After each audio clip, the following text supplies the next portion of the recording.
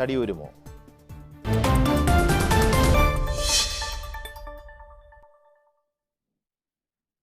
സ്വാശ്രയ പ്രശ്നത്തിൽ സർക്കാരിന് തെറ്റുപറ്റിയെന്ന് VS.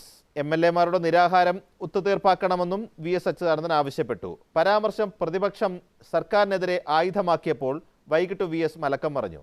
സ്വാശ്രയ പ്രശ്നത്തിലായിരുന്നില്ല തന്റെ പ്രതികരണമെന്നും തന്നെയും സർക്കാരിനെയും രണ്ട് തട്ടിലാക്കാനാണ് ശ്രമമെന്നും VS തിരുത്തി പറഞ്ഞു. ഈ വിഷയത്തിൽ പ്രതികരിക്കാൻ മാനേജ്മെന്റ് അസോസിയേഷന്റെ പ്രതിനിധി ശ്രീ കൃഷ്ണദാസ്, കോൺഗ്രസ് നേതാവ് MLA-യുമായ അനിൽ അക്കര, DYFI നേതാവ് P. ബിജു, രാഷ്ട്രീയ നിരീക്ഷകനായ അഡ്വക്കേറ്റ് ജയശങ്കറെ ടെലിഫോൺ ലൈനിലും പ്രതീക്ഷിക്കുന്നു. ആദ്യം ശ്രീ അനിൽ അക്കര, VS അച്യുതാനന്ദന്റെ പ്രസ്താവനയായിരുന്നു നാളത്തേക്ക് ഏറ്റവും വലിയ ആയുധമെങ്കിൽ VS മലക്കം മറിഞ്ഞിരിക്കുന്നു. ആദ്യ പ്രതികരണം. VS രാവിലെ കേരളത്തിലെ ജനങ്ങളോട് പറഞ്ഞത് VSന്റെ അഭിപ്രായമാണ്. വളരെ ക്ലിയറായി പറഞ്ഞു. സ്വാശ്രയ നിലപാടിൽ LDF സർക്കാരിൻ്റെ പിണറായി വിജയൻ്റെ നിലപാടുകൾ ശരിയല്ല എന്ന് VS വളരെ ക്ലിയറായി മാധ്യമപ്രവർത്തകരുടെ ചോദ്യത്തിന് മറുപടി പറഞ്ഞു. ആ ചോദ്യം കേരളമാകെ ചർച്ച ചെയ്യപ്പെട്ടു. ഈ സമരത്തിൽ UDF എടുക്കുന്ന, ഞങ്ങൾ നടത്തുന്ന സമരം ന്യായവും യുക്തവുമാണ് എന്ന രീതിയിൽ VSന്റെ അഭിപ്രായത്തോട് കേരള സമൂഹം ചർച്ച ചെയ്തു. പക്ഷേ വൈകുന്നേരമായപ്പോഴേക്കും VSന്റെ അഭിപ്രായം അതേപടി നിന്നു. VSന്റെ അഭിപ്രായം ഇപ്പോൾ തിരുത്തിയത് പാർട്ടിയാണ്. VSന്റെ അഭിപ്രായമായി ഇപ്പോൾ വരുന്നത് ഇപ്പോൾ പാർട്ടിയുടെ അഭിപ്രായമാണ്. നേരത്തെ സംഭവിച്ചു. നേരത്തെ സ്പീക്കർ കേരള നിയമസഭയിൽ കക്ഷി നേതാക്കന്മാരെ ചർച്ചയ്ക്ക് വിളിച്ചു, ചർച്ച നടത്തി. ചർച്ച ശരിയായ രീതിയിൽ ഫലം കണ്ടില്ല എന്ന് സ്പീക്കർ പറഞ്ഞു. കുറച്ച് കഴിഞ്ഞപ്പോൾ പിണറായി വിജയൻ പറഞ്ഞു. എന്ത് പറഞ്ഞു? പിണറായി വിജയൻ പറഞ്ഞു അങ്ങനെ ചർച്ച നടന്നില്ല എന്ന് പറഞ്ഞു. കുറച്ച് കഴിഞ്ഞപ്പോൾ പാർട്ടിയുടെ അഭിപ്രായം സ്പീക്കർ പറഞ്ഞു.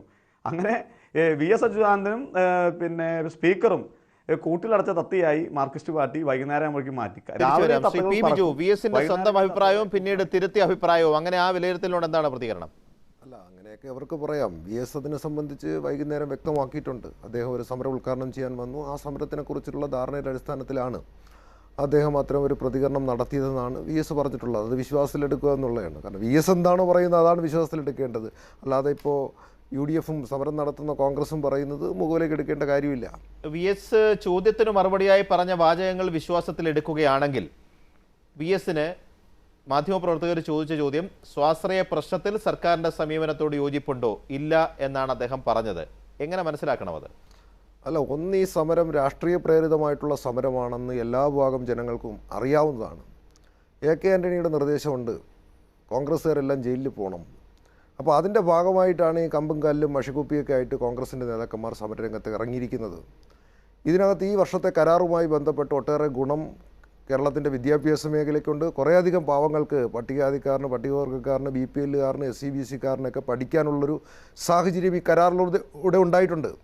അപ്പോൾ അങ്ങനെ നിൽക്കുമ്പോൾ അതിനെതിരെ കോൺഗ്രസ് രാഷ്ട്രീയ ലക്ഷ്യം വെച്ചുകൊണ്ട്, UDF രാഷ്ട്രീയ ലക്ഷ്യം വെച്ചുകൊണ്ട് ഒരു സമരം നടത്തുക, ആ സമരത്തിന് അനുകൂലമായിട്ടുള്ളൊരു പ്രതികരണം VSനെ പോലുള്ള ഒരാളുടെ ഭാഗത്തുണ്ടാവില്ല എന്ന് എല്ലാവർക്കും അറിയുന്നതാണ്. അല്ല, അതൊരു ആത്മവിശ്വാസം മാത്രമാണോ, അതോ അങ്ങനെ ഉണ്ടാവില്ല എന്ന് അടിയുറപ്പിച്ച് പറയാൻ കഴിയുമായിരുന്നുവെങ്കിൽ രാവിലെ 10:05 മാധ്യമങ്ങളോട് പറഞ്ഞ ഈ പ്രസ്താവനയിൽ VSന്റെ ഓഫീസിൽ നിന്നൊരു തിരുത്തൽ പ്രസ്താവന വരാൻ വൈകുന്നേരം 6:30 വരെ കാത്തിരിക്കേണ്ട കാര്യമുണ്ടോ?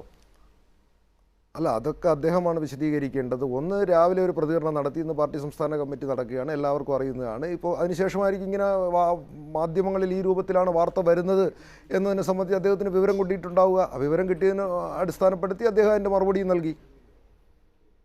ശ്രീ അനിൽ അക്കര, VSന്റെ പ്രസ്താവനയിൽ മാത്രം കേന്ദ്രീകരിച്ച് ഉയർന്നതോ അല്ലെങ്കിൽ തീരുന്നതോ ആയ പ്രശ്നമാണ് ഇതെന്ന് ഞാനും വിശ്വസിക്കുന്നില്ല. പക്ഷേ VSന്റെ ആ പ്രസ്താവന ഇന്ന് ഇതിനൊരു പുതിയ മാനം നൽകിയിരുന്നു.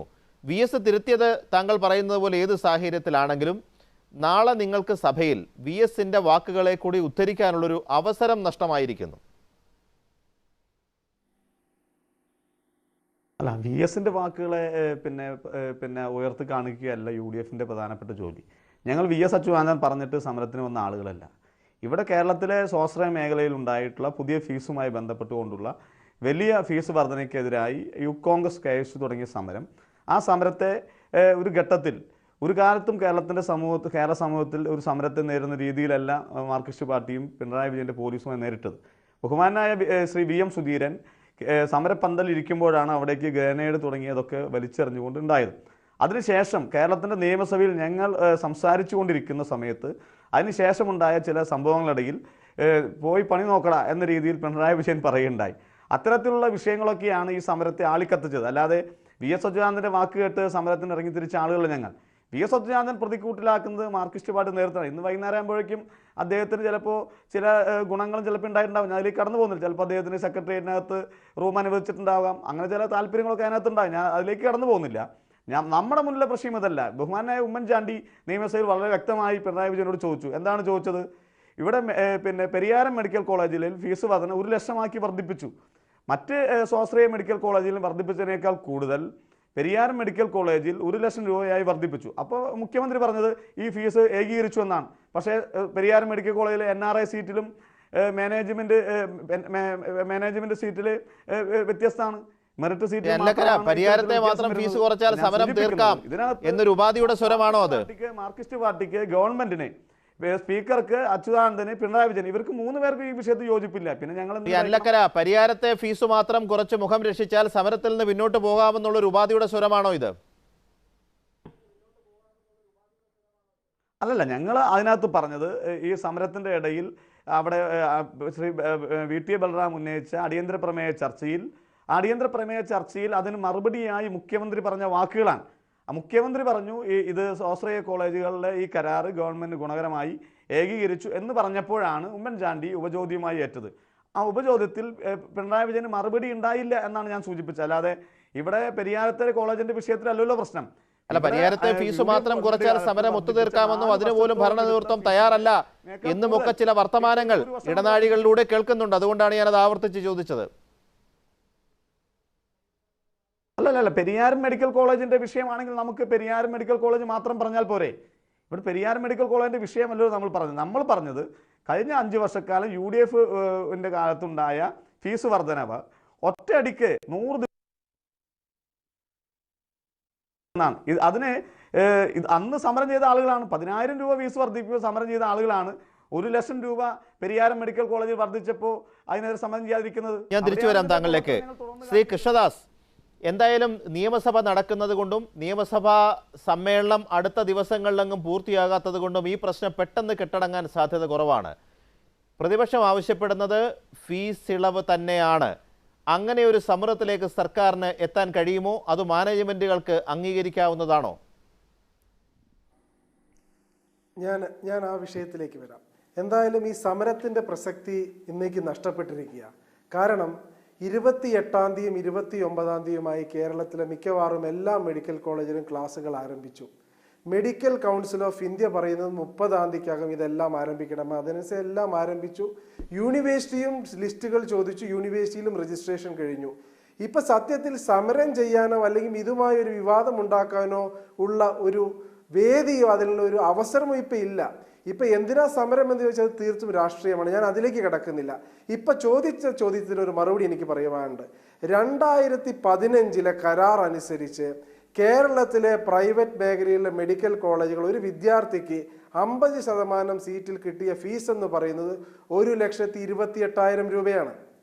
അത് 2016 വന്നപ്പോൾ ഇവർ പറയുന്നു കൂടി എന്ന് പറയുന്ന 50% സീറ്റിലെ ഫീസ് 1,60,000 അതിനർത്ഥം 32,000 രൂപയാണ് ഒരു വിദ്യാർത്ഥിയിൽ നിന്ന് അധികമായി ഈ വർഷം കേരളത്തിലെ 50% സർക്കാർ അലോട്ട് ചെയ്ത വിദ്യാർത്ഥികളിൽ നിന്ന് കോളേജുകൾക്ക് ലഭിച്ചത്.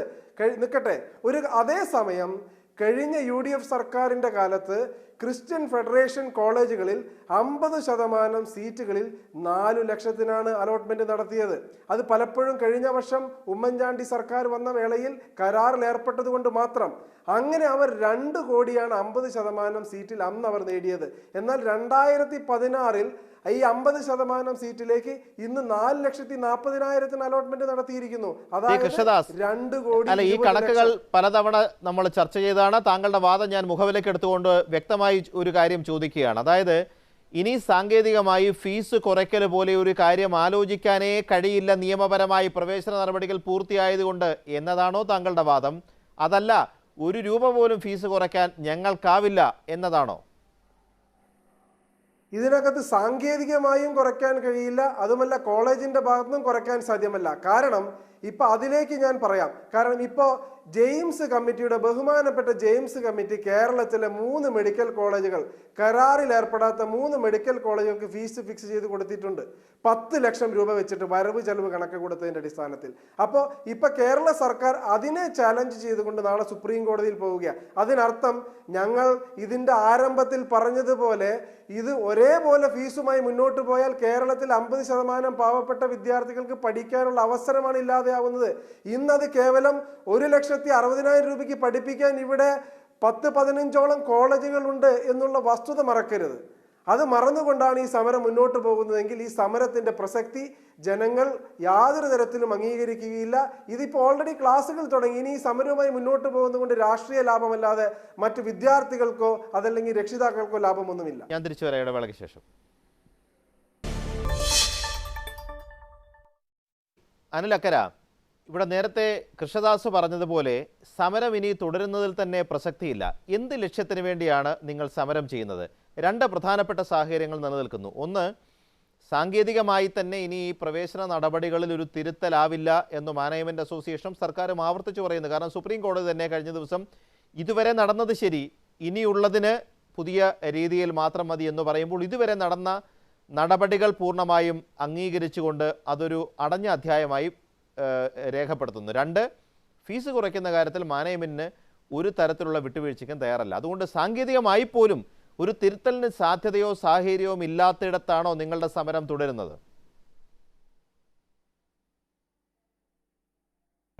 മാനേജ്മെൻറ്റുകളെ സംബന്ധിച്ചോളം അവർക്ക് കുറച്ചുകൂടി ഫീസ് കൂട്ടിക്കൊടുത്താലൊക്കെ വലിയ ഇതിനേക്കാളും അവർക്ക് സന്തോഷമാവും. അവർക്ക് സന്തോഷമാകാൻ വേണ്ടിയല്ലോ UDFും അതുപോലെ തന്നെ യൂത്ത് കോൺഗ്രസും KSUവും ഒക്കെ സമരത്തിൽ പോകുന്നത്. ഞങ്ങൾ മാത്രമല്ലോ സമരത്തിൽ, SFIയും സമരത്തിലാണ്, AYFും സമരത്തിലാണ്, ASFും സമരത്തിലാണ്. അപ്പോൾ അതുകൊണ്ട് ഇത് മാനേജ്മെൻറ്റിൻ്റെ ലാഭത്തിലാക്കാൻ വേണ്ടി സമരം നടത്തുകയല്ല ഞങ്ങൾ ചെയ്യുന്നത്. ഇവിടെ ഇവർ പറയുന്നതിലൊന്നും ഒരു കാര്യമില്ല.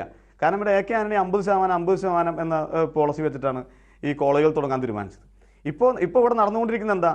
ഇവിടെ പല എഞ്ചിനീയറിംഗ് കോളേജുകളും നഷ്ടത്തിലായിക്കൊണ്ടിരിക്കുകയാണ്. കേരളത്തിലെ പല എഞ്ചിനീയറിംഗ് കോളേജുകൾ നടത്താൻ പറ്റാത്ത സാഹചര്യം. ഇത്തവണത്തെ പ്രവേശന നടപടികൾ ഒരു അടഞ്ഞ അധ്യായമായി എന്നുള്ള വാദം അംഗീകരിക്കുന്നുണ്ടോ? ഇനി ഈ വർഷം എന്ത് തിരുത്തലാണ് നിങ്ങൾ ആവശ്യപ്പെടുന്നത്? ഇതൊക്കെ ഇതേ സംവിധാനത്തിൽ നഷ്ടത്തിലാവുന്ന പറഞ്ഞിട്ടല്ലേ ഇവർ ഈ പണിക്ക് വന്നത്. ഹലോ അനിലക്കര, ഈ വർഷത്തെ പ്രവേശനം സാങ്കേതികമായി തിരുത്തുക സാധ്യമല്ല എന്നുള്ള വാദത്തോട് എങ്ങനെയാണ് നിങ്ങൾക്ക് അത് ഖണ്ഡിക്കാൻ കഴിയുക? എന്ത് തിരുത്തൽ ഈ വർഷത്തെ പ്രവേശനത്തിൽ ചെയ്യാൻ കഴിയും സർക്കാരിനും മാനേജ്മെന്റിനും? അല്ല, ഇതിനകത്ത് വളരെ ക്ലിയർ ആയിട്ട് ചെയ്യാലോ. ഇതിനകത്തൊരു പ്രശ്നമുള്ള കാര്യമില്ല. ഇവിടെ ഫീസ് വർധനവാണ് ഇതിനകത്തൊരു പ്രധാനപ്പെട്ട കാര്യമായി പറയുന്നത്. ഇത് ഈ കരാർ പുനഃപരിശോധിക്കുക, ഇതിനകത്തുണ്ടായ വിഷയങ്ങളെ എന്തെങ്കിലും വളരെ ആഴത്തിൽ അത് പഠിച്ച് പരിശോധിക്കണം.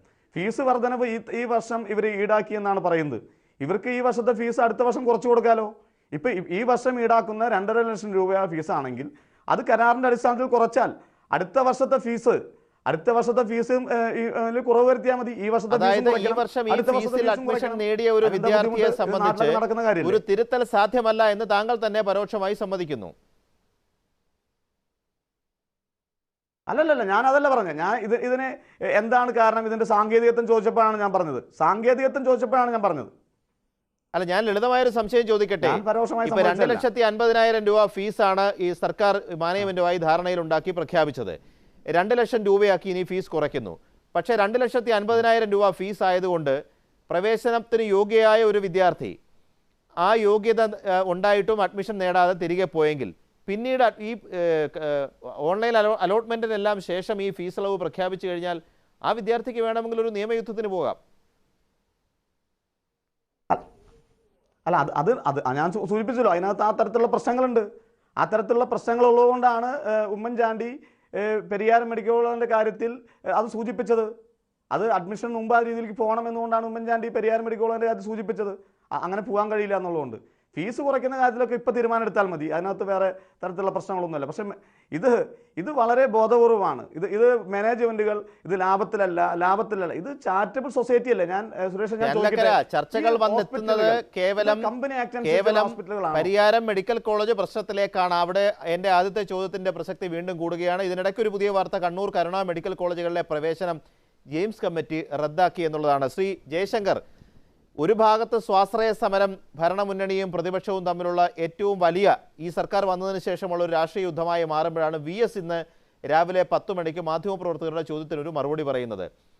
VS ഭംഗ്യന്തരേണ കാള പറ്റുമെന്ന് പറഞ്ഞപ്പോൾ കയറെടുത്തുവെന്നും തന്നെയും സർക്കാരിനെയും രണ്ട് തട്ടിലാക്കാൻ ശ്രമിച്ചു എന്ന് പറഞ്ഞൊരു പ്രസ്താവനയിലൂടെ തൽക്കാലം തിരുത്തിയെങ്കിലും നിയമസഭയിലേക്ക് കയറിപ്പോകുന്ന സ്ഥിരം വഴിയിൽ നിന്ന് മാറി യുവ MLA-മാരെ കണ്ട് അഭിവാദ്യം അർപ്പിച്ച VS ഇന്ന് മാധ്യമപ്രവർത്തകർ സ്വാശ്രയ പ്രശ്നത്തിലെ സർക്കാർ നിലപാടിനെക്കുറിച്ച് ചോദിച്ചപ്പോൾ ശരിയല്ല എന്ന് മറുപടി പറഞ്ഞതുമൊക്കെ കാള പറ്റൂ എന്ന് പറഞ്ഞപ്പോൾ കയറെടുത്ത മാധ്യമങ്ങളുടെ മാത്രം സമീപനമായി കാണേണ്ടതുണ്ടോ?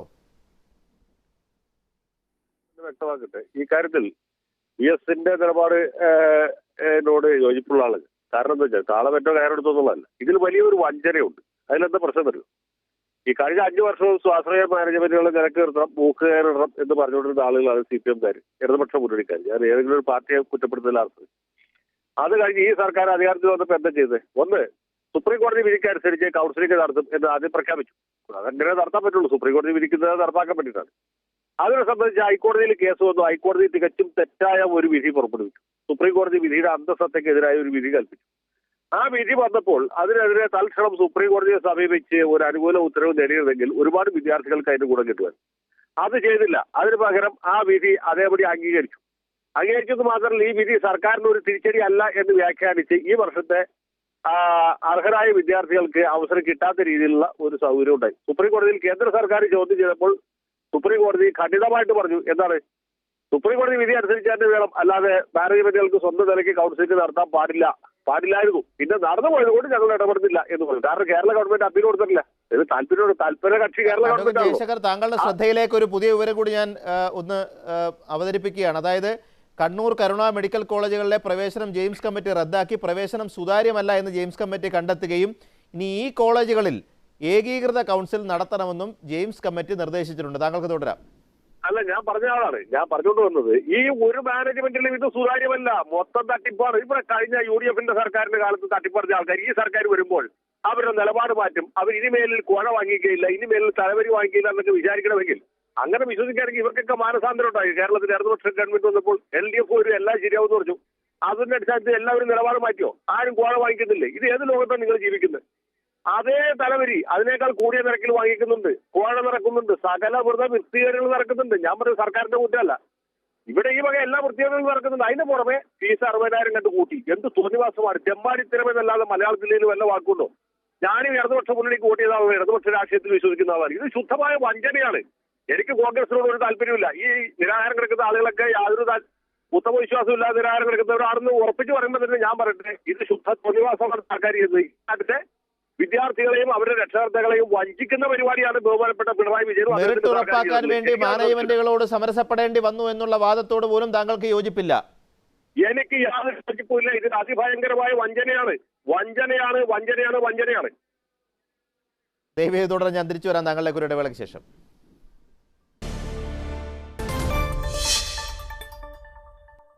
പി ബിജു, ഫീസ് വർദ്ധിപ്പിക്കേണ്ടി വന്നപ്പോൾ പറഞ്ഞ 2 ന്യായങ്ങൾ. ഒന്ന്, സർക്കാർ ഫീസിൽ കൂടുതൽ വിദ്യാർത്ഥികൾക്ക് പഠിക്കാൻ അവസരം കിട്ടി.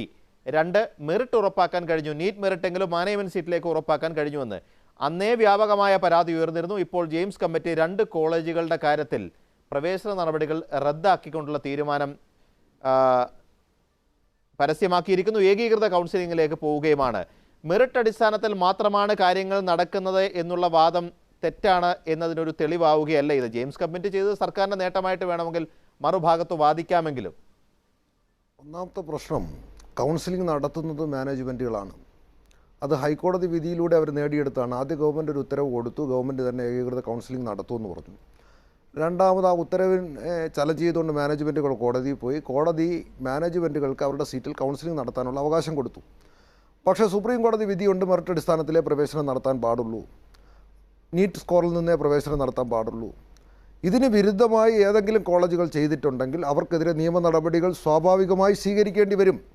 ജെയിംസ് കമ്മിറ്റിയുടെ മുമ്പിൽ തെളിവ് വന്നാൽ, ജെയിംസ് കമ്മിറ്റിയുടെ മുമ്പിൽ പരാതി വന്നാൽ ആ പരാതിയുടെ അടിസ്ഥാനത്തിൽ ജെയിംസ് കമ്മിറ്റിക്ക് നിലപാട് സ്വീകരിക്കേണ്ടി വരും. കാരണം അല്ലെങ്കിൽ ജെയിംസ് കമ്മിറ്റി സുപ്രീം കോടതിയിൽ അത് മറുപടി പറയേണ്ടി വരും. അപ്പോൾ അതാണ് നമ്മുടെ നാട്ടിൽ നിലനിൽക്കുന്നത്. പക്ഷേ അങ്ങനെയാണെങ്കിൽ ഇപ്പോൾ സുപ്രീം കോടതി ഇതുവരെ നടന്നത് കഴിഞ്ഞു, ഇനിയുള്ളതിലെങ്കിലും ഏകീകൃത പ്രവേശനം വേണമെന്ന് പറയുമ്പോൾ അന്ന് സർക്കാർ സുപ്രീം കോടതിയിലേക്ക് മാനേജ്മെൻറ്റുകളുടെ അനുകൂലമായ വിധിക്കെതിരെ പോകാതിരുന്നത് വിദ്യാർത്ഥികളുടെ ഭാവി ഓർത്താണ്. പക്ഷേ ഇന്ന് സുപ്രീം കോടതി ഉത്തരവിൻ്റെ മെറിറ്റ് നോക്കിയാൽ സർക്കാർ നിലപാട് സുപ്രീം കോടതി അംഗീകരിക്കില്ല എന്നൊരു മുൻവിധി സർക്കാർ എടുത്തതിൻ്റെ അടിസ്ഥാനം എന്താണെന്ന് ചോദിച്ചു പോവില്ലേ? അല്ല, അതല്ല പ്രശ്നം. ഇവിടെ പ്രശ്നം എന്താണ്? നീറ്റ് സ്കോറിൽ നിന്ന് എങ്ങനെയെങ്കിലും പ്രവേശനം നടത്താനല്ല പറഞ്ഞത്. കൗൺസിലിംഗ് നടത്താനുള്ള അവകാശം ഹൈക്കോടതി വിധിയിലൂടെ മാനേജ്മെന്റിന് കിട്ടി. ഞാൻ പറഞ്ഞതല്ല, സർക്കാരിന്റെ പ്രഖ്യാപിത ലക്ഷ്യം ഹൈക്കോടതിയിൽ മാനേജ്മെന്റുകൾ അട്ടിമറിച്ചു എന്ന് ഒരു ഭാഗത്ത് പറയുമ്പോൾ അതിനെതിരെ നിയമയുദ്ധത്തിന് ഏതറ്റം വരെ പോകാതിരുന്ന വിദ്യാർത്ഥികളുടെ ഭാവി ഓർത്താണെന്ന് പറയുമ്പോൾ പോയിരുന്നെങ്കിൽ പരാജയപ്പെടുമായിരുന്നു എന്ന് സർക്കാരിന്റെ മുൻവിധിക്ക് എന്തെങ്കിലും അടിസ്ഥാനമുണ്ടോ? ഏറ്റവും അവസാനം വന്ന സുപ്രീം കോടതി ഉത്തരവ് നോക്കിയാൽ. അല്ലല്ല, മുൻവിധിക്ക് അടിസ്ഥാനമൊന്നുമില്ല. ഇതിന്റെ പ്രശ്നം എന്താ? ജയശങ്കർ പറയുമ്പോഴും അവരൊക്കെ ഇങ്ങനെ വായി തോന്നി വിളിച്ച് പറയുകയാണ്. എന്താ പ്രശ്നം? എന്താ? ഫീസ് കരാർ വേണ്ടത് ആരുടെ ആവശ്യമാണ്? മാനേജ്മെൻറ്റിൻ്റെ മാത്രം ആവശ്യമല്ല, ഗവൺമെൻറ്റിൻ്റെ ആവശ്യമാണ്, ജനങ്ങളുടെ ആവശ്യമാണ്. കരാറില്ലെങ്കിൽ ഏകീകൃത ഫീസിൽ പഠിപ്പിക്കേണ്ടി വരും. അവിടെയാണ് പ്രശ്നം കിടക്കുന്നത്. കോടതി വിധി അതാണ്, ക്രോസ് സബ്സിഡി പാടില്ല എന്നുള്ളതാണ്. കരാർ വേണ്ടത് അതുകൊണ്ട് ഗവൺമെൻറ്റിന് ആവശ്യമാണ്. നിങ്ങൾ കുറച്ച് BPLകാർക്ക് പഠിക്കാൻ വേണ്ടേ? SCBCക്കാർക്ക് പഠിക്കാൻ കഴിയണ്ടേ? പട്ടികജാതിക്കാരന് പഠിക്കാൻ കഴിയണ്ടേ? ഇപ്പോൾ ഫ്ലാറ്റ് ഫീസ് 8-9 ലക്ഷം രൂപയാക്കി ഇത് ആർക്കാണ് പഠിക്കാൻ കഴിയുന്നത്? ഈ സാമ്പത്തികമായി ഏത് ഫിനാൻഷ്യൽ സ്റ്റാറ്റസിൽ വരുന്നവർക്കാണ് പോട്ടെ 5 ലക്ഷം രൂപ വർഷം ഫീസ് കൊടുക്കാൻ കഴിയുന്നത്?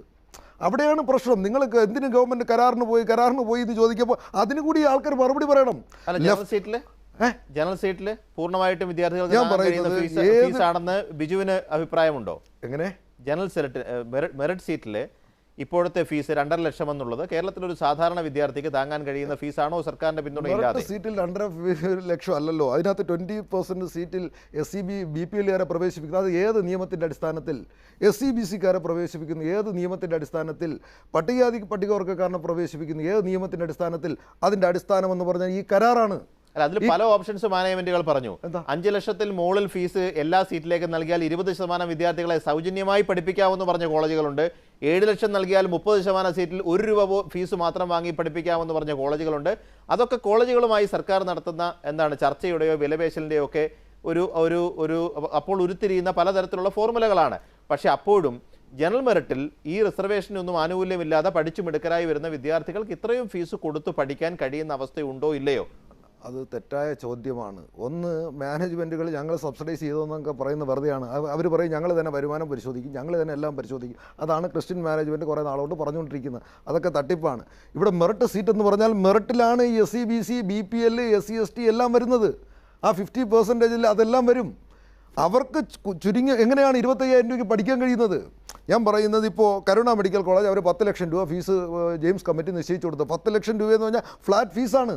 അതിനെതിരെയാണ് ഗവൺമെൻറ് ഇപ്പോൾ അപ്പീൽ പോയിരിക്കുന്നത്. ഗവൺമെൻറ് അപ്പീൽ പോകുമ്പോൾ ഗവൺമെൻറ് എന്താ ചെയ്യാൻ കഴിയുന്നത്? ഗവൺമെൻറ് സുപ്രീം കോടതിയോട് ചോദിക്കാൻ പോകുന്നത് എന്താണ്? ഈ 10 ലക്ഷം അവർക്കാവില്ല, അവർക്ക് 6 ലക്ഷമെങ്കിലും അല്ലെങ്കിൽ 5 ലക്ഷമാണ് അല്ലെങ്കിൽ 4 ലക്ഷം ആവുള്ളൂ.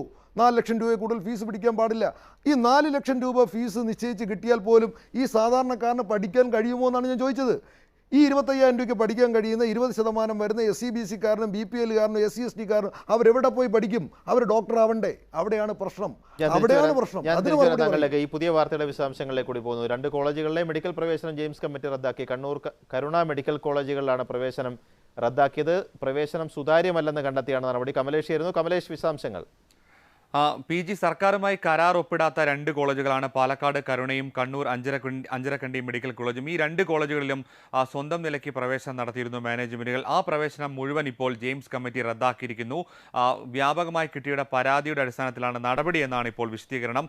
ഈ 2 കോളേജിലുമായി ഏതാണ്ട് 150 MBBS സീറ്റ് കൂടി ഇനി കിട്ടാൻ പോവുകയാണ്. ഈ സീറ്റുകളിലേക്ക് ഏകീകൃത അലോട്ട്മെന്റ് നടത്താനാണ് ഇപ്പോൾ തീരുമാനമെന്ന് ജെയിംസ് കമ്മിറ്റി അറിയിച്ചിരിക്കുന്നു. പക്ഷേ കരാർ ഒപ്പിടാത്ത 2 കോളേജുകൾക്കെതിരെ മാത്രമാണ് ഇപ്പോൾ നടപടി. കരാർ ഒപ്പിട്ട പല കോളേജുകൾക്കെതിരെ ഉയർന്ന പരാതികളിൽ നടപടി ഉണ്ടായിട്ടില്ല. തിരിച്ചു വരാം ഇടവേളയ്ക്ക് ശേഷം. ശ്രീ കൃഷ്ണദാസ്, ഇത്തരമൊരു കരാറിൽ സർക്കാർ മാനേജ്മെന്റുകളുമായി എത്തുമ്പോൾ ഇപ്പം ഈ മറ്റ് 2 കോളേജുകളുടെ കാര്യത്തിലാണ് ജെയിംസ് കമ്മിറ്റിയുടെ ഉത്തരവ് വന്നത് എന്ന് വേണമെങ്കിൽ വാദിക്കാം. പക്ഷേ ഈ പ്രവേശന നടപടിയുടെ സുതാര്യത സംബന്ധിച്ച് 100 കണക്കിന് 1000-ൽ പരം പരാതികളാണ് ജെയിംസ് കമ്മിറ്റി മുമ്പാകെ വന്നിട്ടുള്ളത്. അതായത് സർക്കാരിന് കുറഞ്ഞ ഫീസിൽ പിന്നോക്ക വിഭാഗത്തിൽപ്പെട്ടവരെ പഠിപ്പിക്കാനുള്ള അവസരം ലഭിക്കുന്നതിനും ജനറൽ സീറ്റിലൊരു നിയന്ത്രിത ഫീസാക്കി പരിമിതപ്പെടുത്തുന്നതിനും മെറിറ്റിൽ നിന്ന് മാത്രമായിരിക്കണം വിദ്യാർത്ഥികളെ മാനേജ്മെൻറ്റ് കോട്ടയിൽ പോലും പ്രവേശിപ്പിക്കുക എന്നുറപ്പിക്കുന്നതിനുമൊക്കെയാണ് കരാർ ഉണ്ടാക്കിയതെങ്കിൽ അതും വളരെ സമർത്ഥമായി മാനേജ്മെൻറ്റുകൾ അട്ടിമറിച്ചു എന്നാണ് ഈ പരാതികൾ വ്യക്തമാക്കുന്നത്.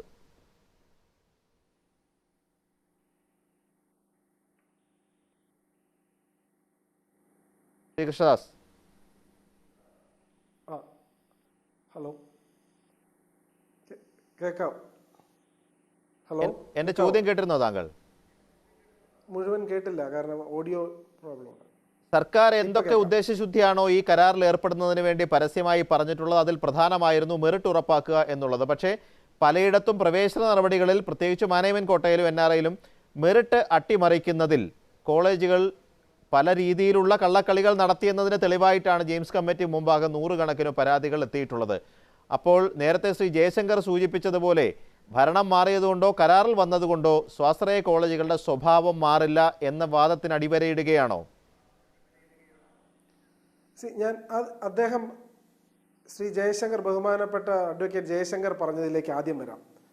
ഇതിനകത്ത് വൈകാരികമായി പ്രതികരിച്ചതുകൊണ്ട് യാതൊരു പ്രയോജനവുമില്ല. സുപ്രീം കോടതിയുടെ പല വിധികൾക്ക് അടിസ്ഥാനത്തിലാണ് ഇന്ന് കാര്യങ്ങൾ നടക്കുന്നത്. ഇപ്പം പറയുന്നത് തന്നെ ഇപ്പം നീറ്റിൻ്റെ കൗൺസിലിംഗ് എന്ന് പറയുന്നത് മെറിറ്റ് അടിസ്ഥാനത്തിൽ നടത്തുന്ന കൗൺസിലിംഗ് എന്ന് പറയുന്നത് പോലും അതിൻ്റെ അടിസ്ഥാനത്തിൽ എല്ലാവർക്കും അറിയാം. പിന്നെ ഇവിടെ കേരളത്തിലെ പ്രശ്നം മറ്റ് സംസ്ഥാനങ്ങളിൽ നിന്ന് വ്യത്യസ്തമാണ്. നേരത്തെ ബഹുമാനപ്പെട്ട എൻ്റെ സുഹൃത്ത് ബിജു പറഞ്ഞതുപോലെ കേരളത്തിൽ വിവിധ തരത്തിലുള്ള ആളുകൾക്ക് അഡ്മിഷൻ കൊടുക്കേണ്ട ഒരു പ്രക്രിയയാണ്. ഇവിടെ ഒരു ഗവൺമെൻറ് എഗ്രിമെൻ്റ് ഉണ്ടെങ്കിൽ മാത്രമാണ് അത് സാധ്യമാവുകയുള്ളൂ. എന്നാൽ ഇപ്പം നിങ്ങൾ പറയുന്ന കരുണയും കണ്ണൂരും പോലെയുള്ള സ്ഥാപനങ്ങൾ മൈനോറിറ്റി സ്റ്റാറ്റസിൽ അവർക്ക് അവരുടേതായ ചില റിസർവേഷൻ പോളിസിയുള്ള കോളേജുകളാണ്. അവരുടെ ഇപ്പം ഇതുവരെ നടത്തിയ അഡ്മിഷൻസ് മുഴുവൻ ജെയിംസ് കമ്മിറ്റി റദ്ദു ചെയ്തു എന്ന് പറയുന്നതിൻ്റെ കറക്റ്റ് പൊസിഷൻ ഞങ്ങൾക്ക് അറിയാത്തതുകൊണ്ട് എനിക്ക് അതിനെക്കുറിച്ച് പ്രതികരിക്കാൻ സാധ്യമല്ല. പക്ഷെ ഒരു കാര്യം ഞാൻ പറയാം, കേരളത്തിൽ കഴിഞ്ഞ 28-നും 29-നുമായി എല്ലാ കോളേജിലും ക്ലാസ് തുടങ്ങിയപ്പോൾ ഈ പരാതികൾ എന്ന് പറയുന്ന 1200 1300 പരാതി എന്ന് പറയുന്നത് എല്ലാം തന്നെ ജെയിംസ് കമ്മിറ്റിയുടെ പരാതികളെല്ലാം പരിശോധിച്ച് അവരെ എല്ലാം ലിസ്റ്റിൽ ഉൾപ്പെടുത്തിക്കൊണ്ടാണ് അഡ്മിഷൻ നടത്തിയിരിക്കുന്നത്. അതിൽ യാതൊരു തർക്കവും വേണ്ട. പിന്നെ ഇതിനകത്ത് എനിക്ക് കിട്ടിയില്ല എന്ന് പറയുന്ന ആളുകൾ എന്താണ് ചെയ്തതെന്നും കൂടെ പരിശോധിക്കേണ്ടിയിരിക്കുന്നു. കോളേജുകളിൽ പല കോളേജുകളിൽ ഞാൻ മനസ്സിലാക്കിയത്, അവർ അഡ്മിഷൻ കഴിഞ്ഞതിന് ശേഷം കോളേജുകളിൽ ചെന്നിട്ട് ഞങ്ങൾ ഈ ലിസ്റ്റിൽ ഉണ്ടായിരുന്നു, ഞങ്ങളെ വിളിച്ചില്ല, അറിയിച്ചില്ല. ഈ കോളേജുകളിൽ തന്നെ ഇവരെ വിളിക്കുകയോ അറിയിക്കുകയോ ചെയ്യേണ്ട ബാധ്യത കോളേജിന്റെ അല്ല. ഇത് പബ്ലിക് നോട്ടീസും അവസാന ദിവസങ്ങളിൽ നേരത്തെ പറഞ്ഞുറപ്പിച്ചതിൽ നിന്ന് ലക്ഷക്കണക്കിന് രൂപയുടെ ലേലം വിളി നടന്നു എന്നുള്ള വാർത്തകളും അതിന് ഉപോത്ബലകമായിട്ടുള്ള വിവരങ്ങളും പുറത്തു വന്നതിനെ തുടർന്നാണ് സർക്കാരിന് പോലും ഒരു അന്വേഷണം പ്രഖ്യാപിക്കേണ്ടി വന്നത്. ഇവിടെ മാനേജ്മെന്റ് അഡ്മിഷന് വേണ്ടിയിട്ട് നീറ്റ് ലിസ്റ്റിൽ നിന്നാണെങ്കിൽ പോലും സാങ്കേതിക ന്യായങ്ങൾ പറഞ്ഞുകൊണ്ട് പലരെയും ഒഴിവാക്കുകയും പിന്നീട് നേരത്തെ പറഞ്ഞുറപ്പിച്ച പ്രകാരം സീറ്റുകൾ കച്ചവടം നടത്തുന്നു എന്നുള്ള പരാതികൾ വ്യാപകമാണ്, അതിൽ ഗൗരവമുണ്ടെന്ന് പരസ്യമായി സമ്മതിച്ചുകൊണ്ടാണ് സർക്കാർ ഒരു അന്വേഷണം പ്രഖ്യാപിച്ചിട്ടുള്ളത്. ആ അന്വേഷണത്തെ ഞങ്ങൾ സ്വാഗതം ചെയ്തിരുന്നല്ലോ. കാരണം അതിനകത്ത് ആ ഓഡിയോ ഞങ്ങളടക്കം പരിശോധിച്ചപ്പോൾ കേട്ടപ്പോൾ അതിൽ ഞങ്ങൾക്കൊരു കാര്യം മനസ്സിലായി.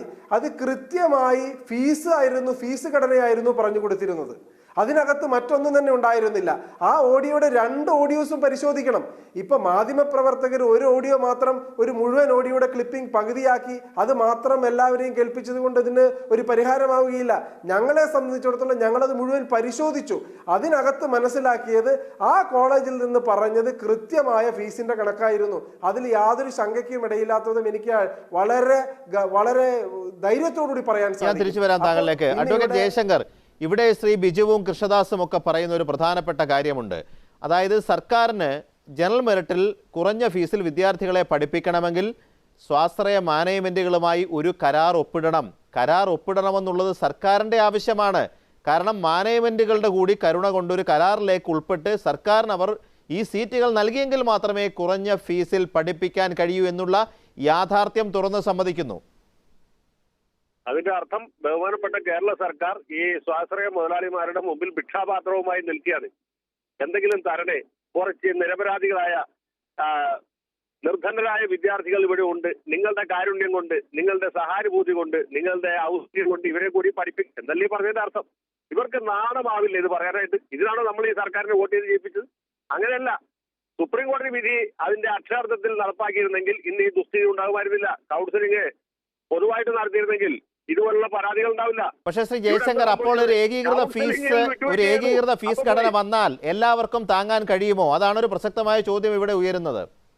അല്ല, അത് സർക്കാർ ആലോചിച്ച് തീരുമാനിക്കേണ്ട കാര്യമാണ്. അതിനാണല്ലോ നമ്മൾ അവർ വോട്ട് ചെയ്ത് ജയിപ്പിച്ചേക്കണേ. ഇത് ഞാനോ നിങ്ങളോ തീരുമാനിക്കേണ്ട കാര്യമല്ലല്ലോ, സർക്കാർ തീരുമാനിക്കേണ്ട കാര്യമാണ്. UDF സർക്കാർ 5 കൊല്ലം കൊണ്ട് 45,000 രൂപയുടെ ഫീസ് വർധനയുണ്ടായി. ഇത് 100 ദിവസം കൊണ്ട് 60,000 വർധന ഉണ്ടായി എന്ന് പറയുന്നത് വെറും അരിത്തമാറ്റിക് അല്ലേ? അതിന് നിങ്ങൾക്ക് എന്ത് ന്യായം പറയാനല്ലേ? ഞാൻ UDF കാരനല്ല, കോൺഗ്രസിനോടും മുസ്ലിം ലീഗിനോടും വലിയ എതിർപ്പുള്ള ആളാണ്. കേരള കോൺഗ്രസ് മാണി ഗ്രൂപ്പിനോട് അതിനേക്കാൾ വലിയ എതിർപ്പുണ്ട്. അപ്പൊ ഇതിനെന്ത് ന്യായം പറയാൻ പറ്റും? ഫീസ് കൂട്ടിയെന്ന് ഒരു ന്യായമില്ല. സകലവിധ കൊള്ളരായ്മകളും പഴയതിനേക്കാൾ ഭംഗിയായിട്ട് നടക്കുന്നു.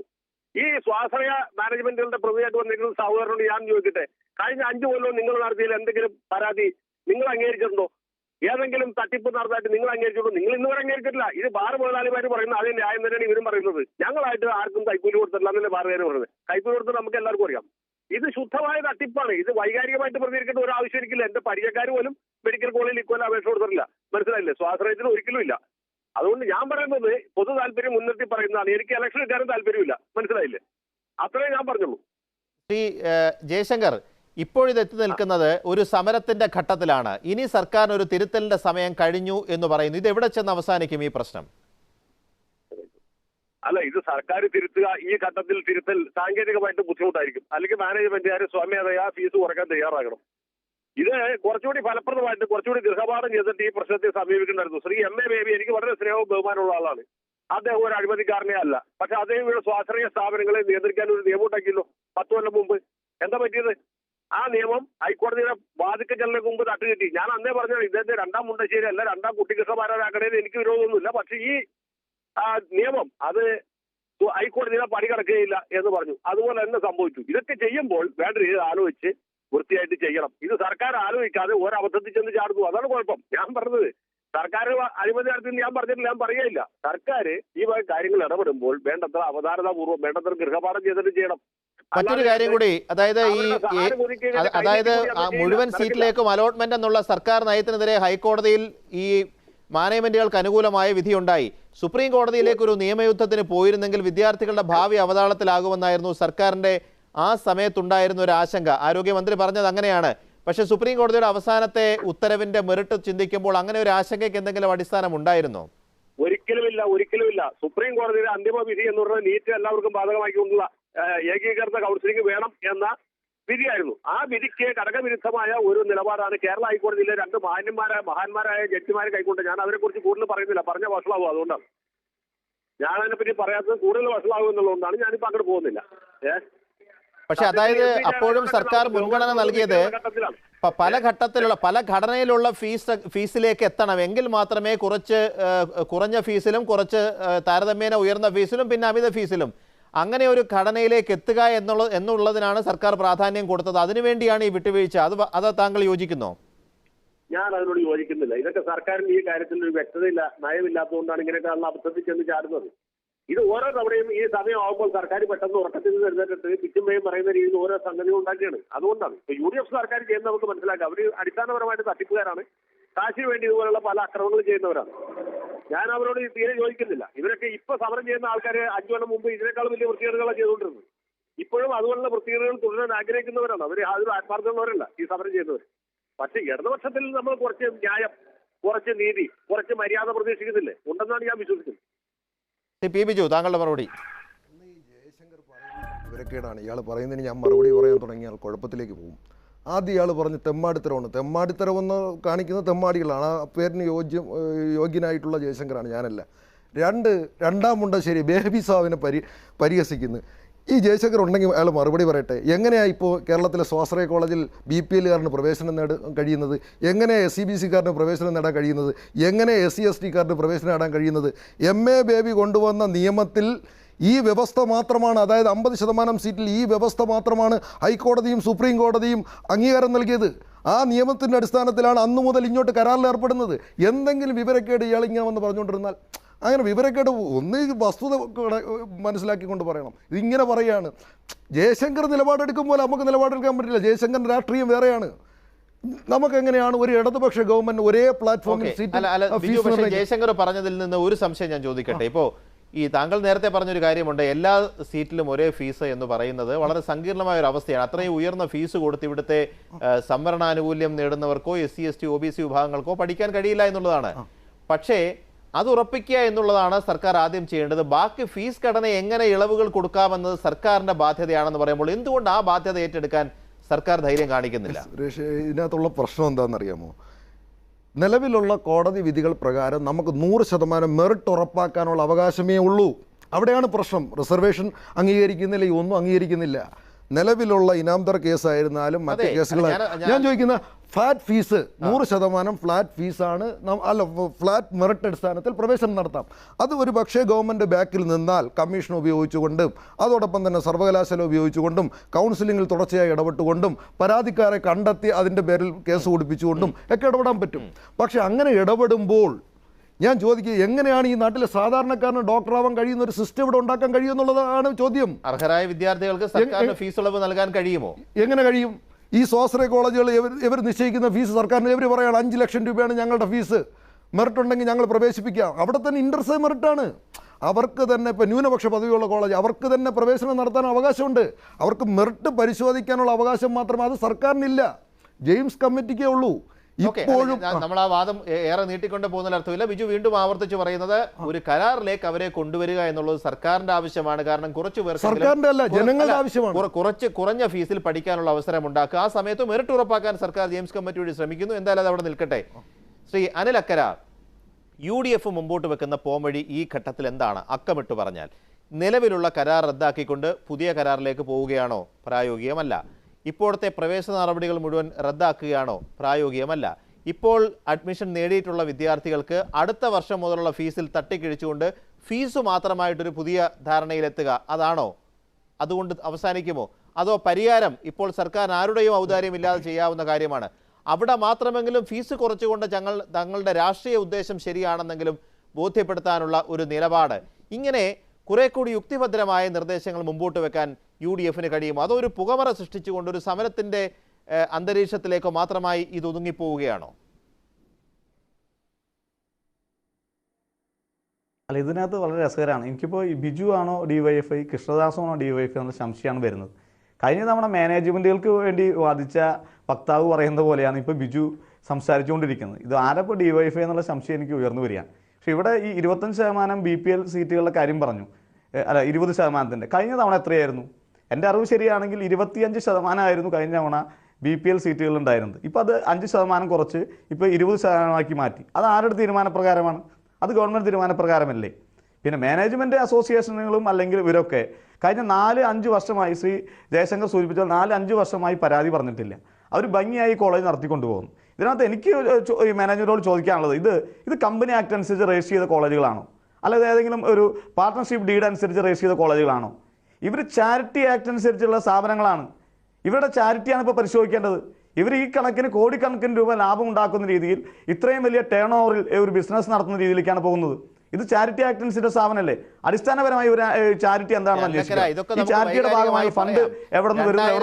2006 വരെ 2011 മുതൽ വീണ്ടും UDF സർക്കാരിന്റെ കാലത്തൊക്കെ ഇവിടെ എങ്ങനെയാണ് നടന്നതെന്നൊക്കെ അറിയാം. ഞാൻ ചോദിക്കുന്നത്, കേരളത്തിൽ തെരുവിൽ യുദ്ധം നടക്കുന്നു, സഭയ്ക്കകത്തും പുറത്തും വലിയ പ്രക്ഷോഭങ്ങൾ നടക്കുന്നു, മുഖ്യമന്ത്രിയും പ്രതിപക്ഷ നേതാവും നേർക്കുനേർ വെല്ലുവിളിക്കുന്നു ആരാണ് വിദ്യാർത്ഥികളുടെ അവകാശങ്ങൾ നോക്കുന്നതെന്ന്. നിങ്ങൾ മുമ്പോട്ട് വെക്കുന്ന നിർദ്ദേശം എന്താണ്? ഇപ്പോൾ എന്താണ് ഈ സർക്കാർ ചെയ്യേണ്ടത്? അല്ല, ഇതിനകത്ത് ആദ്യം സർക്കാർ ചെയ്യേണ്ടത്, സർക്കാർ ഇതിന് ആദ്യം ഒരു വിശ്വാസം ഉണ്ടാക്കണം. ബഹുമാനായ സ്പീക്കർ കക്ഷി നേതാക്കന്മാരെ വിളിച്ച് ചർച്ച നടത്തി. ആ ചർച്ചയിൽ തീരുമാനമുണ്ടായില്ല എന്ന് സ്പീക്കർ പറഞ്ഞു. അതിനുശേഷം നിയമസഭയിൽ മുഖ്യമന്ത്രി പറഞ്ഞു ഇങ്ങനെ ഒരു ചർച്ച നടന്നിട്ടില്ല എന്ന് മുഖ്യമന്ത്രി പറഞ്ഞു. സ്പീക്കർ കുറച്ച് കഴിഞ്ഞപ്പോൾ മാപ്പ് പറഞ്ഞു. നേരത്തെ VS അച്യുതാനന്ദൻ ഇത് സമരം ശരിയല്ല എന്ന് പറഞ്ഞു. അതിനുശേഷം പിന്നെ അച്യുതാനന്ദൻ ഇത് ശരി, ഞാൻ അങ്ങനെ പറഞ്ഞിട്ടില്ല എന്ന് പറഞ്ഞു. ഇതിനകത്ത് എന്താണ്? ഇതിനകത്ത് വലിയ ഒരു നിഗൂഢത നിൽക്കുകയാണ്. പിണറായി വിജയന്റെ അയൺ കട്ടന് പിന്നിൽ ആര്? അത് തുറന്നു കാട്ടി ഈ പ്രശ്നം കഴിഞ്ഞു. സമരത്തോടുള്ള സർക്കാരിന്റെ സമീപനമാണ് നിങ്ങളുടെ പ്രധാന പ്രശ്നം. അല്ല, അത് ഒന്നാമത്തെ പ്രശ്നം. അവിടെ നിയമസഭയിൽ ചർച്ച ചെയ്യാൻ വേണ്ടി വന്നപ്പോൾ പോയി പണി നോക്കടാ, വാടകയ്ക്കെടുത്ത ആളുകൾ എന്ന രീതിയിലാണ് പറയുന്നത്. ആദ്യം ഇതൊരു ചർച്ചയ്ക്ക് പിണറായി വിജയൻ തയ്യാറുണ്ടോ? ഈ വിഷയത്തിൽ കേരളത്തിന്റെ മുഖ്യമന്ത്രി ഒരു ചർച്ചയ്ക്ക് തയ്യാറുണ്ടോ? ഞാൻ തിരിച്ചു വരാം ഇടവേളയ്ക്ക് ശേഷം.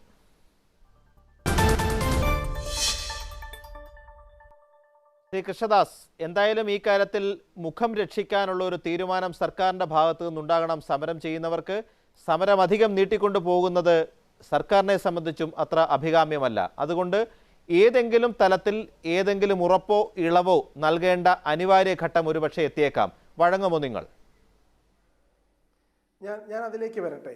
ഇപ്പോൾ പ്രതിപക്ഷം പറയുന്നത് അടിസ്ഥാനപ്പെടുത്തിയാണെങ്കിൽ കഴിഞ്ഞ വർഷം ആകെ കേരളത്തിലെ 7 കോളേജുകളാണ് കരാറിൽ ഏർപ്പെട്ടത്. അതായത് 350ഓളം സീറ്റുകളെ ഈ പാവപ്പെട്ട വിദ്യാർത്ഥികൾ പഠിച്ചിട്ടുള്ളൂ. ഈ വർഷം അത് 1325 കുട്ടികളാണ് പ്രൈവറ്റ് മേഖലയിലുള്ള കോളേജുകളിൽ പഠിക്കുന്നത്. അതിനകത്ത് 1,60,000 രൂപയാണ് അവരുടെ ഫീസ്. അതിൽ തന്നെ 20% 25,000-ത്തിനാണ് പഠിക്കുന്നത്. അത് പറഞ്ഞുകൊണ്ട് ഇത് മുഴുവൻ വലിയ ഫീസാണെന്ന് പറയുന്നത് എന്ത് ന്യായമാണുള്ളത് എനിക്കറിയില്ല. 1. 2, ഇപ്പൊ ഇവർ പറയുന്നത് പോലെ ഇത് സെൻട്രലൈസ്ഡ് കൗൺസിലിംഗ് ആണ് ഉദ്ദേശിക്കുന്നതെങ്കിൽ ഞാൻ ഇവിടെ ഇരുന്നു കൊണ്ട് പറയുന്നു, ഇത് വലിയ നിയമപരമായ കുരുക്കുള്ള ഒരു സംഭവമാണ്. ഒരു കാലത്തും ഇന്ത്യയിലെ ഒരു മെഡിക്കൽ കോളേജുകളും പ്രത്യേകിച്ച് പ്രൈവറ്റ് മേഖലയിൽ 100% സീറ്റ് ഒരു സർക്കാരിനും അലോട്ട് ചെയ്യാൻ സാധ്യമാവുകയില്ല. ഇത് താൽക്കാലികമായ ഒരു ഇടപെടൽ, ഒരു ഉത്തരവ് മാത്രമാണ്. കാരണം നീറ്റിന്റെ ഈ കേസ് വളരെ സുപ്രധാനമായ കേസ് ഇനിയും സുപ്രീം കോടതിയുടെ ബെഞ്ചുകളിൽ വരാൻ കിടക്കുകയാണ്. അത് കഴിഞ്ഞാൽ നമ്മൾ ഈ പലപ്പോഴും ഡിസ്കഷനിൽ പല കാര്യം വിട്ടുപോകുന്നുണ്ട്. പ്രധാനപ്പെട്ട ഒരു കാര്യം, ഇവർ പ്രതിപക്ഷമാവട്ടെ അല്ലെങ്കിൽ മറ്റാരൊക്കെ ആയിക്കോട്ടെ, ഇവർ ആലോചിക്കട്ടെ, കേരളത്തിലെ ഗവൺമെന്റ് സെക്ടറിൽ പ്രവർത്തിക്കുന്ന മെഡിക്കൽ കോളേജുകളിൽ ഒരു വിദ്യാർത്ഥിക്ക് ഇവർ എത്ര രൂപ ചെലവാക്കുന്നു? ഞങ്ങൾ റൈറ്റ് ഓഫ് ഇൻഫർമേഷൻ ആക്ട് പ്രകാരം 2013 എടുത്ത കണക്ക് തന്നെ പരിശോധിച്ചാൽ പറയാം, 18 ലക്ഷം രൂപ ഒരു വിദ്യാർത്ഥിക്ക് സർക്കാർ ഖജനാവിൽ നിന്ന് ചെലവാക്കുന്നുണ്ട്. പിന്നെ അതിലും കുറഞ്ഞൊരു ഫീസിന് പ്രൈവറ്റ് സെക്ടറിൽ പഠിപ്പിക്കാൻ സാധിക്കുമോ? 1. രണ്ടാമത്തെ പോയിന്റ്, ഇവിടെ എയ്ഡഡ് കോളേജുകൾ കേരളത്തിൽ നിലവിലുണ്ട്.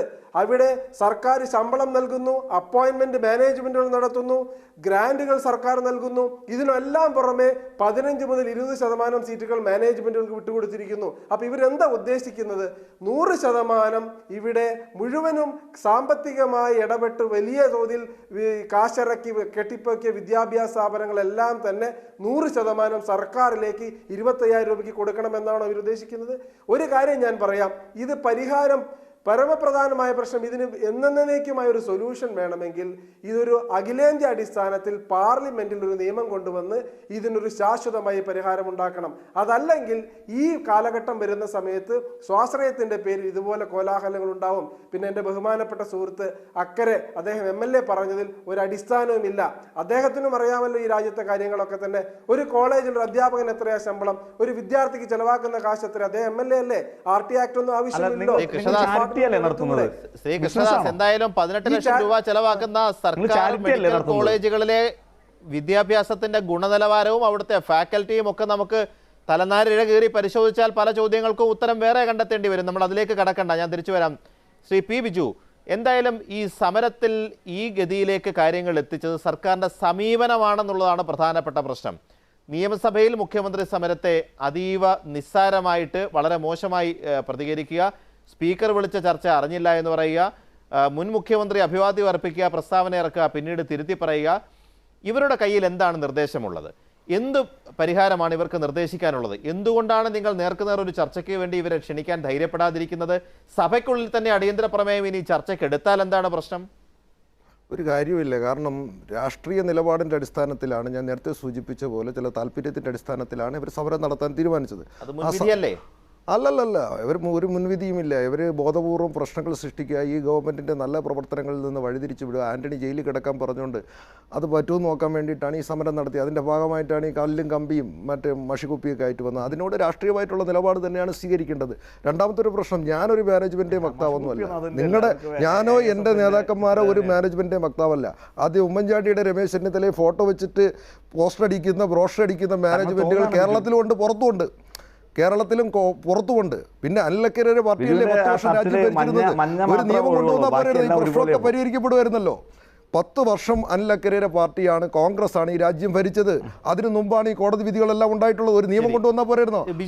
എനിക്ക് ബിജുവിനോടും അനിലക്കരയോടും ഇതിനകത്ത് ഉയർന്നു വന്ന ഒരു പ്രധാനപ്പെട്ട കാര്യമുണ്ട്. പല രാഷ്ട്രീയ നേതാക്കളുടെയും മക്കൾ സ്വാശ്രയ കോളേജുകളിൽ പഠിച്ചു. അത് അവരുടെ ആനുകൂല്യം പറ്റിയിട്ടാണെന്നും അല്ലെന്നുള്ള വാദങ്ങൾ വന്നത് എന്തായാലും അവിടെ നിൽക്കട്ടെ. പക്ഷേ ഈ രാഷ്ട്രീയ നേതാക്കളുടെയൊക്കെ മക്കൾ സ്വാശ്രയ കോളേജുകളിൽ മാനേജ്മെൻറ്റ് സീറ്റിൽ ഉയർന്ന ഫീസ് കൊടുത്താണ് പഠിച്ചതെങ്കിൽ ഈ പണത്തിൻ്റെ ഉറവിടമെങ്കിലും ഈ രാഷ്ട്രീയ നേതാക്കൾ ഇതുവരെ പ്രസിദ്ധപ്പെടുത്തിയ കണക്കിൽ അത് ഉണ്ടെങ്കിൽ അങ്ങനെ, ഇല്ലെങ്കിൽ പ്രസിദ്ധപ്പെടുത്താൻ ഉള്ള ഒരു മഹാമനസ്കത കാണിക്കണ്ടേ? ഏത് മുന്നണിയിൽപ്പെട്ടവരായാലും. എന്ത് പറയുന്നു? അല്ല, അതൊക്കെ പുതിയ വിഷയങ്ങളാണ് പറയുന്നത്. അല്ല, പുതിയ വിഷയമല്ല ഞാൻ ചോദിച്ചത്.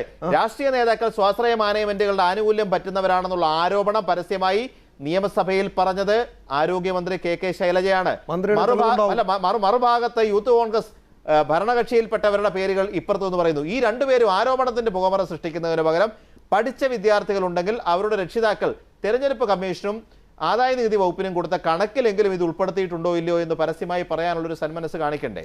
അല്ല, ഞാൻ പറഞ്ഞത് സ്വാശ്രയ കോളേജുകളിൽ പഠിക്കുന്ന ആൾക്കാരെ സംബന്ധിച്ചല്ല. ഞാൻ പറഞ്ഞത് ഉമ്മൻചാണ്ടിയുടെ പടം വെച്ചുകൊണ്ട് ബ്രോഷർ ഇറക്കി മാനേജ്മെൻറ്റുകൾ പുറത്തുണ്ട്. നഴ്സിംഗ് കോളേജ് ഉണ്ട്, ഞങ്ങളത് കാണിച്ചിട്ടുള്ളതാണ്. രമേശ് ചെന്നിത്തലയുടെ പടം ഉപയോഗിക്കുന്ന മാനേജ്മെൻറ്റുകളുണ്ട്. ഇതാണ് ഞാൻ പറഞ്ഞത്. നാട്ടിൽ വ്യാപകമായി സ്വാശ്രയ കോളേജുകളുണ്ട്. അവിടെ ആരൊക്കെ പഠിക്കുകയോ ആരൊക്കെ പഠിക്കുന്നില്ല എന്നുള്ളത് മറ്റൊരു ഇഷ്യൂ. ശ്രീ അനിലക്കര എന്തു പറയുന്നു? താങ്കൾ ഒരു യുവ നേതാവാണല്ലോ. സ്വാശ്രയ കോളേജുകളിൽ പഠിപ്പിക്കാൻ ഈ രാഷ്ട്രീയ നേതാക്കൾക്ക് കഴിയുമെങ്കിൽ അവരുടെ പണത്തിന്റെ ഉറവിടമെങ്കിലും പരസ്യമാക്കേണ്ടതല്ലേ? കോൺഗ്രസ് നേതാക്കളും UDF നേതാക്കളും കാണിക്കുമോ ആ മാതൃക? അല്ല, അതിനകത്ത് എന്താ പ്രശ്നം? അത് ഇപ്പോൾ ഈ തത്ത പുറത്തിട്ട തത്തയുണ്ടല്ലോ, ഈ തത്തയ്ക്ക് ഇതൊക്കെ അന്വേഷിച്ചൂടെ? ഞങ്ങൾ കേരള നിയമസഭയിൽ ഞാൻ ഉൾപ്പെടെയുള്ള ആളുകൾ പേര് പറയാൻ വേണ്ടി വെല്ലുവിളിച്ചില്ല. ട്രഷറി ബെഞ്ചിൽ നിന്ന് ആരും എഴുന്നേറ്റില്ല. തിരുവഞ്ചൂരിനേക്കാൾ മുമ്പ് ഞാനും ബലറാമാണ് ഏറ്റുന്നത്.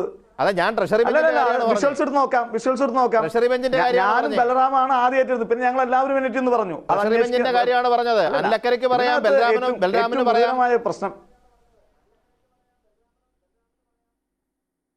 അല്ലക്കര, ഞാൻ ഉദ്ദേശിച്ചത്രേ ഉള്ളൂ. ഇത് പുകമറ സൃഷ്ടിച്ച് പോകേണ്ടതാണോ? സ്വാശ്രയ മാനേജ്മെന്റുകളുടെ ആനുകൂല്യം പറ്റുന്നവരാണ് രാഷ്ട്രീയ നേതാക്കൾ എന്ന് പറയുന്നത് എല്ലാവർക്കും മോശമാണ്. അതുകൊണ്ട് അവർ കണക്ക് പ്രസിദ്ധീകരിക്കട്ടെ. ഈ ഉറവിടം വഴി ഇത്ര രൂപ മുടക്കിയാണ് ഞാൻ എൻ്റെ മക്കളെ പഠിപ്പിച്ചത് എന്ന് ഈ നേതാക്കൾക്ക് പറയാൻ കഴിയുമോ? സ്വാശ്രയ മാനേജ്മെന്റുകളുടെ ഔദാര്യം പറ്റിയല്ല എന്ന്. അല്ല, സ്വാഭാവികമായും ഓരോ വർഷവും കണക്ക് കൊടുക്കുന്ന സാഹചര്യത്തിൽ ഇങ്ങനെയുള്ള മക്കൾ പഠിക്കുന്നതിന് കണക്ക് കൊടുക്കേണ്ടി വരും. അല്ലാത്ത കണക്ക് കൊടുക്കുന്ന വിഷയത്തിൽ ഇന്ന് കേരളത്തിൽ ഫലപ്രദമായി നടക്കുന്നു എന്ന് പറഞ്ഞൊരു വിജിലൻസിന്റെ ഡയറക്ടർ ഉണ്ടല്ലോ. കൂട്ടിലടയ്ക്കാതെ പാറിപ്പറങ്ങുന്ന തത്തയേക്കാൾ ഭംഗിയായി പരുന്തായി പറഞ്ഞു നടക്കുന്ന വിജിലൻസ് ഡയറക്ടർ അന്വേഷിക്കട്ടെ. ഞങ്ങൾ ആരും ഇതിനെതിരല്ലോ. ഇതിന്റെയൊക്കെ കെട്ടുപാടുകൾ എന്നതാണ് ഏറ്റവും പ്രധാനപ്പെട്ട പ്രശ്നം. ഞങ്ങളെതിരല്ല.